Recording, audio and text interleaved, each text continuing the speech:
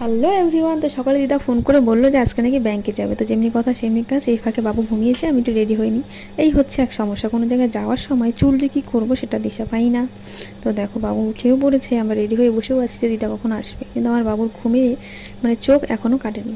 তো যাই হোক, আসার পথে তোমাদেরকে ধূপগুড়ির কালী পুজোর প্যান্ডেল দেখিয়ে দিলাম। ধূপগুড়ি কালী পুজোর প্যান্ডেল কিন্তু এবার সব কটাই জমজমাট। তোমরা কিন্তু অবশ্যই এসো আমাদের ধূপগুড়িতে ঠাকুর দেখতে।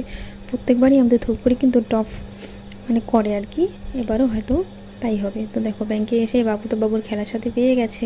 তো দেখো বাবু খেলছে বাচ্চাটার সাথে। ব্যাংকে কিন্তু প্রচণ্ড ভিড়, জানি না আজকে কাজ হবে কি না, কেননা ব্যাংকে ভিড় থেকে আমি 10 হাত মূলত দূরেই থাকি। জানি না আমি কতক্ষণ ধৈর্য ধরে থাকতে পারবো। তো যাই হোক, বাবুকে দেখে বাচ্চাটার সাথে খেলছে, সাথে ওর প্যাকেট হাতে দেখছো না কুরকুরে প্যাকেটটা, সেখান থেকে চেয়েছে, আবার খাচ্ছেও। যখন আবার দিচ্ছে না তখন আবার রাগও দেখাচ্ছে। তো এই হচ্ছে বাচ্চাদের, বাচ্চারা কিন্তু সহজেই মিশে যায় এক জায়গায়, তাই না? আমরা বড়রাই কেন জানি না অকার একটা ভাব করে থাকি। তো যাই হোক, ব্যাংকের ভেতরে কাজ কিন্তু হলো না। তো বাইরে এসেছে ব্যাংকের বইটা এন্ট্রি করতে, কিন্তু ব্যাংকের বই নিয়ে তো আমার বাবু পুরো দৌড়োদৌড়ি করছে। ওই করবে, একবার এখানে গিয়ে বাড়ি দিচ্ছে, একবার ওখানে গিয়ে বাড়ি দিচ্ছে, হচ্ছে না কেন সেরকম একটা ব্যাপার। তো যাই হোক, ব্যাংকে সেরকম কোনো কাজ আমাদের হলো না। তো আমরা বাড়ি পথে আর কি রওনা হলাম। তো যেহেতু সকালে দিদা, আমি কি ভাত খেয়ে গেছি, কিন্তু দিদা কিছু খেয়ে যায়নি জন্য একটা দোকানে ঢোকে প্রথমেই পেট পুজো করে নিলাম লুচি আর সবজি দিয়ে। তো দেখো বাবু এখানে বসে বসে কলা খাচ্ছিল, বাবুকে খাইয়ে নিয়ে গিয়েছিলাম। তো যাই হোক, তারপরে জুতোর দোকানে ঢুকে জুতো দেখছিলাম।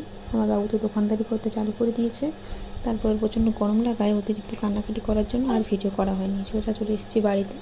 বাড়ি এসে লাঞ্চ করে বাবুকে খাইয়ে, আমরাও খেয়ে নিয়েছি, বাবুকে খাইয়ে দিয়েছি। এখন লেগে পড়েছি কাজ করতে।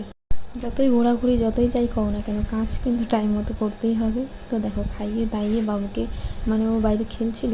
তো এখন আমি ওরই জামা কাপড় বেশি আর কি। যাই হোক, সেগুলো কাচতেই সেগুলো কেচে রেখে দিয়েছিলাম, মা উঠিয়ে রেখে দিয়েছিল। তো এখন আমি সেগুলোকে ভাঁজ করে নিয়েছি। তার মধ্যে একটা জিনিস আমার একদম ভালো লাগে না, বাড়িতে থাকলে টাইম মতো সব কাজ হয়ে যায়, কিন্তু এই এক জায়গা থেকে এসে প্রচণ্ড মাথা ধরেছে, ইচ্ছে করছে যে শুয়ে পড়ি, কিন্তু না, সব কাজ মা করেই রেখেছে। কিন্তু এই কাপড় টাপড়গুলো যেগুলো ধুয়ে রেখে গিয়েছিলাম, তো সেগুলোই আমি ভাঁজ করে নিচ্ছি। এই হচ্ছে আমার প্রতিদিনের এক কাজ। বিরক্তিকর, জানি না এত কাপড় কোথা থেকে আসে, রোজ আমি কাপড় কাচি, কাপড় গোছাই, বুঝে উঠতে পারি না। তো যাই হোক, যে যার মাথাটাও আসছে নিয়ে এখন আমি কাপড়গুলোকে যে যার জায়গাটা ঢুকিয়ে রাখলাম। তো দেখো বাজার থেকে আজকে আমি একটা ড্রাগন ফল নিয়ে এসেছি, সেটা যখন কেটে খাবো আর কি, সেটার ভিডিও আমি তোমাদেরকে অবশ্যই দেবো, রিভিউ। এত দামি ফল কীরকম কী খেতে অবশ্যই আমি তোমাদেরকে বলবো। তো আজকের মতো ভিডিওটা আমি এখানেই শেষ করছি। তোমাদের কেমন লাগলো কমেন্ট করে জানিও। তো টাটা, বাই বাই, এখন আমি একটু শোবো।